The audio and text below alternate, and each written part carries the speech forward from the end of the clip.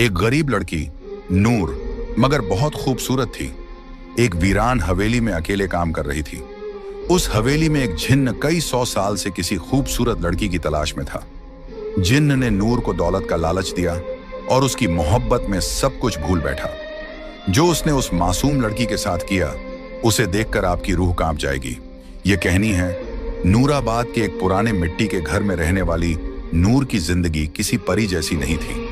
उसके चेहरे पर मासूमियत और आंखों में रोशनी तो थी, लेकिन हालात ने उसकी मुस्कुराहट चुरा ली थी। उसका हर दिन एक जद्दोजहद था। बीमार माँ की देखभाल, खाली बर्तन, टूटी हुई छत और दिल में पलती उम्मीद की लौ। नूर की माँ फातिमा बीबी एक नेक दिल औरत थी, मगर पिछले 4 सालों से बीमार बिस्तर पर पड़ी थी। शरीर जर्जर, दवा के पैसे नहीं और कोई करीबी रिश्तेदार पास भी नहीं आता था। घर के खर्च का कोई जरिया नहीं था। कई रातें यूं ही भूखे पेट गुजर जाती, मगर नूर कभी भी अपने रब से शिकवा न करती।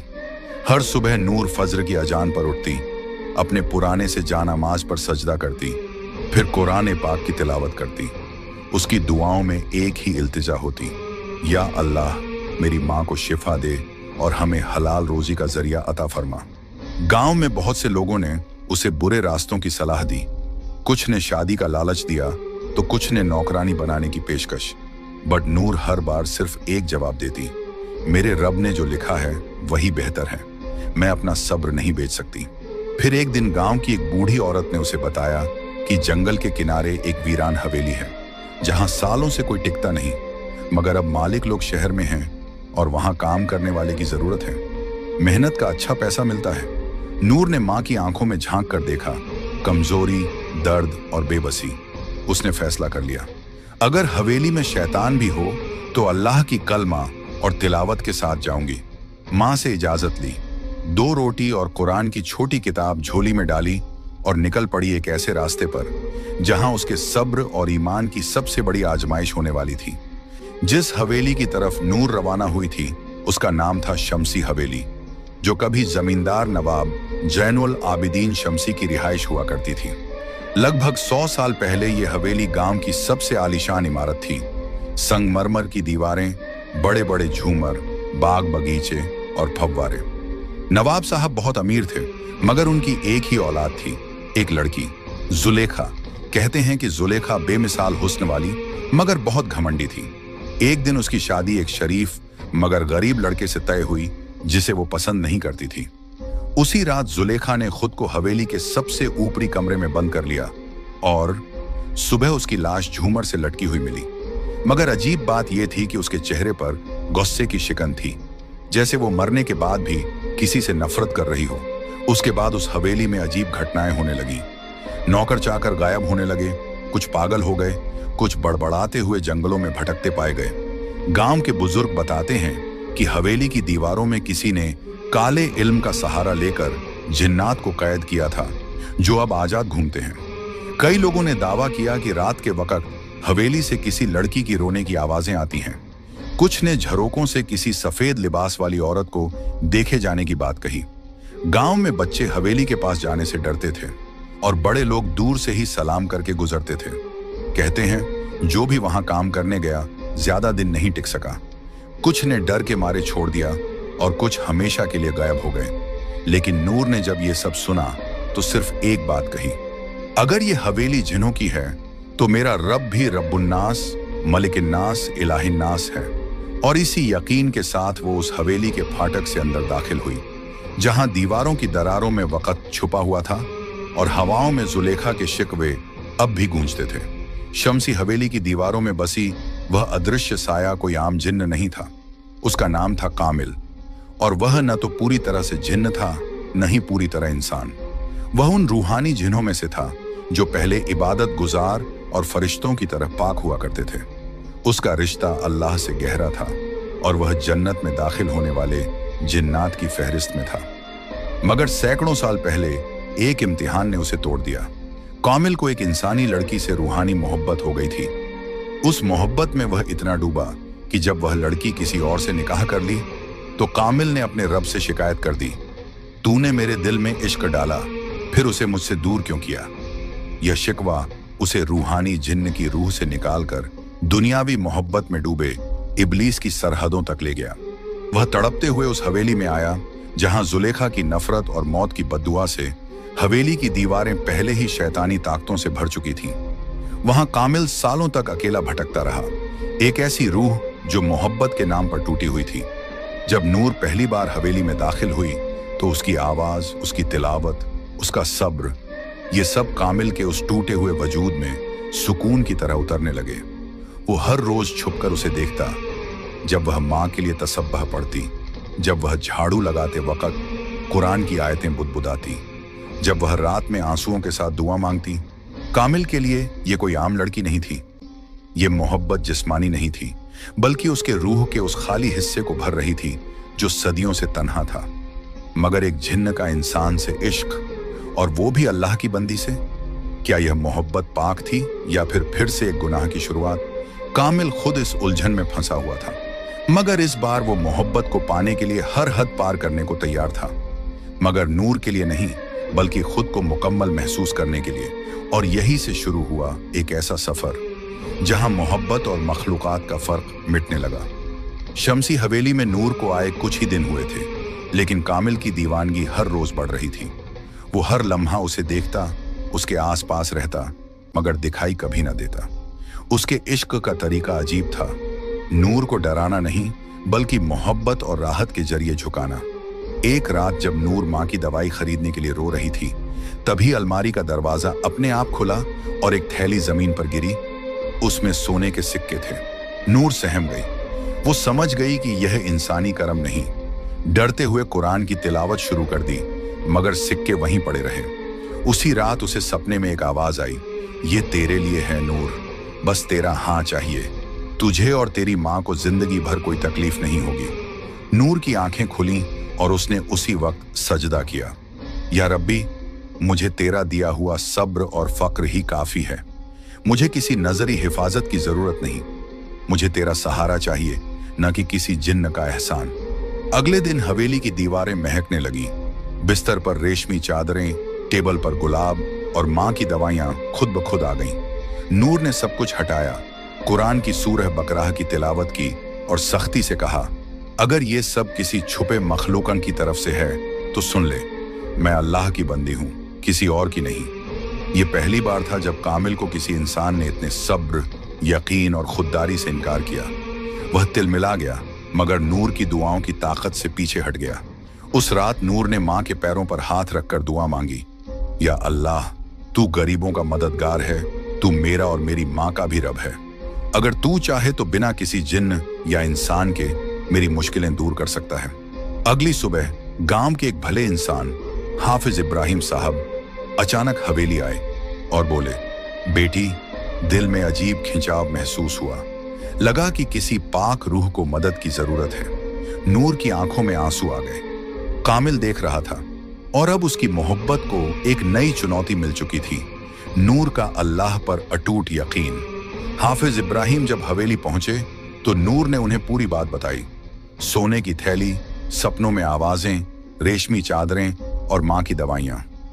हाफिज साहब गहरी सांस लेते हुए बोले, बेटी नूर, तू जिस इम्तिहान से गुजर रही है वो सिर्फ तेरी नहीं, हर उस मोमिन की कहानी है जो तवक्कुल का असली मतलब नहीं समझता। याद रखो, जो अल्लाह पर भरोसा करता है, अल्लाह उसके लिए काफी है। फिर उन्होंने समझाया कि तवक्कुल का मतलब सिर्फ दुआ करना नहीं, बल्कि यह यकीन रखना है कि मदद सिर्फ वहीं से आएगी जहां से कोई देख भी नहीं सकता, सिर्फ अल्लाह की तरफ से। नूर ने आंसुओं के साथ सिर हिलाया। हाफिज साहब ने उसे शैतानी वसवसे से बचने का तरीका भी बताया।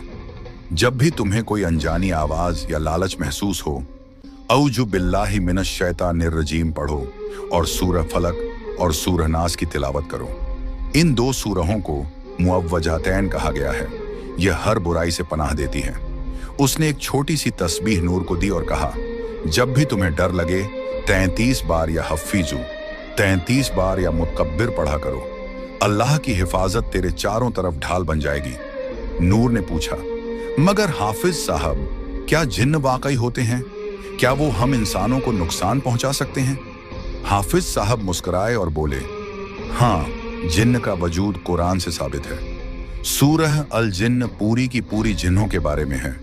नबी पाक ने भी जिन्हों को दावत दी थी और उन्हें कुरान सुनाया था। मगर जो जिन्न शैतान की राह पर होते हैं वो इंसानों को वसवसे और धोखे से गुमराह करते हैं। फिर उन्होंने हदीस सुनाई, शैतान इंसान की रगों में खून की तरह दौड़ता है, मगर जिक्रुल्लाह उस शैतान को निकाल देता है। उस दिन के बाद नूर ने हवेली के हर कमरे में सूरह बकरह की तिलावत शुरू कर दी। कामिल हर रोज यह सब सुनता, उसका दिल जलता, मगर अजीब तरह से सुकून भी महसूस करता। उसे पहली बार एहसास हुआ कि नूर की मोहब्बत पाने के लिए उसे नूर के रब से टकराना नहीं, बल्कि उसके रब को समझना पड़ेगा। गांव नूराबाद की मस्जिद के पास एक पुरानी नीम के पेड़ की छांव में बैठा एक बुजुर्ग अक्सर तस्बीह घुमाता रहता था। उसका नाम था हाफिज इब्राहिम। उम्र 65 साल, मगर आंखों में रोशनी और दिल में वो जज्बा था जो जवानों को भी मात दे दे। गांव में कोई बीमार हो, किसी को फातिहा पढ़वानी हो, किसी के बच्चे की तालीम की बात हो, लोग सबसे पहले हाफिज साहब को याद करते। उनका हर लफ्ज कुरान और हदीस से बंधा होता था। उनकी आवाज में ऐसी रूहानियत थी कि नूर जैसी बच्चियां उनके सामने बैठकर तिलावत सीखती और बूढ़े लोग उनकी दुआओं से राहत पाते। एक रात जब वो तहज्जुद के वक्त नमाज में मशगूल थे, उनके दिल में एक बेचैनी सी हुई, जैसे किसी पाक रूह को मदद चाहिए। उन्होंने उसी वक्त साजो सामान समेटा, कुरान पाक और रूहानी किताबें उठाईं और हवेली की तरफ रवाना हुए। नूर उन्हें देखकर चौंकी। जब उसने अपनी हालत बयान की तो हाफिज साहब ने उसके सिर पर हाथ रखते हुए कहा, बेटी, तू मोहब्बत और शैतान के वसवसों के बीच फंसी है, मगर याद रख, अल्लाह की रजा से बढ़कर कुछ नहीं। उन्होंने हवेली के हर कमरे में सूरह बकरह, आयतुल कुर्सी और सूरह जिन्न की तिलावत शुरू कर दी। हाफिज साहब ने एक पाक पानी से भरी शीशी दी, जिस पर उन्होंने 41 बार सूरह फातिहा और सूरह इखलास पढ़ी थी। उन्होंने कहा, इस पानी को हर कमरे में छिड़क देना और रात में सूरह नास, सूरह फलक और आयतुल कुर्सी जरूर पढ़ना। ये जिन्न की आग को ठंडा करती है। कामिल, जो दीवारों के पीछे से सब देख रहा था, पहली बार खुद को कमजोर और डगमगाता हुआ महसूस करने लगा।